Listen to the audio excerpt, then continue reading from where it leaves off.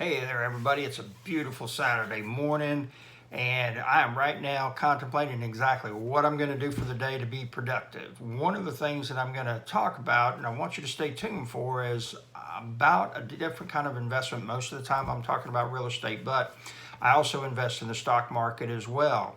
There's many different ways to do things.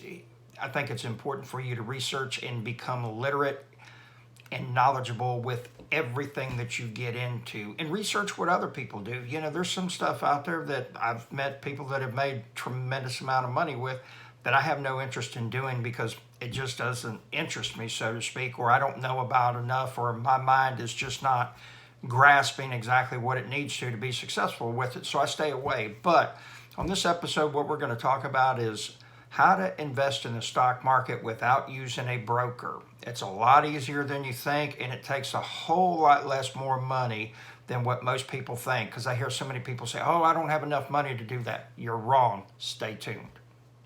Hey there, everybody. The first thing I wanted to talk about was it's called a direct reinvestment program, or a DRIP program. You can Google that and say DRIP program for buying stock. And what it is it will give you a list of stocks with websites that you can go to.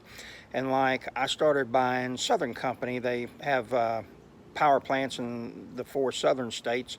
My reasoning behind it was it's going to have to get real bad for people to stop the AC during the summertime. And they have been paying a dividend since 1952. Okay, so that's a little bit of passive income right there. Not as good as real estate, but still some. And so for, I think it was $250 or $280, you get started, and it was like $30 or $40 for the registration and administrative fees, and then the rest of it went to stock. And so I've got it set up to where a fixed amount comes out of my account every month, direct deposit going into there, so I don't even miss the money. And so that's going to be the first way of how to invest in the stock market with little money.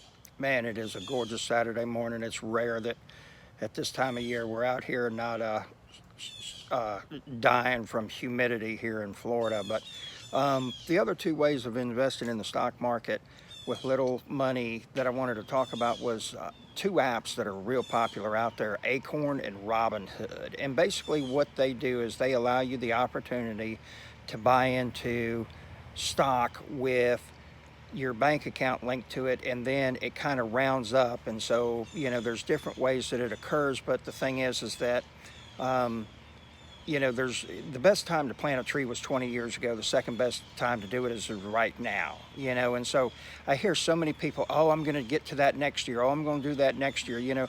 What people don't realize is that next year can be the difference of $30,000 or $50,000 or $15,000.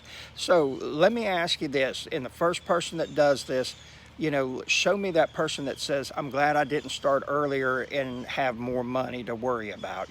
I still haven't heard that. I haven't heard anybody say, I'm glad I didn't have enough money to send my kids to Yale, so I sent them to the junior college here in town.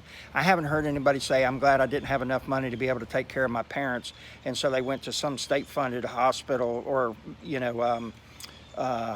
nursing home and got bad care. I just haven't heard that. I haven't heard anybody say, I'm glad I didn't have enough money to be able to get power windows on the car, so I got the old roll-up cranks and everything. I still haven't heard that, okay? So when you bring me that person, then I'll say, okay, well, you go ahead and wait that year. Wait 2 years. Matter of fact, wait 20 years before you start investing.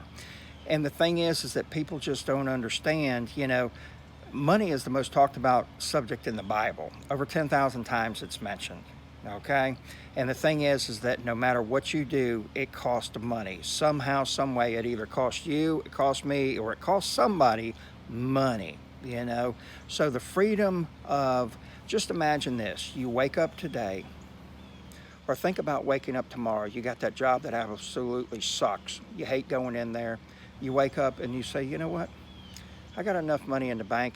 I can live for a year, 2 years, 3 years. I don't want to go in. I don't want to put up with their mouth. I don't want to see that person. I don't want to talk to her. I don't want to talk to him. I'm not coming in. No, I'm not coming in ever again. I might be there to clean out my desk, but otherwise, no, you won't ever see me again. Can you imagine that feeling?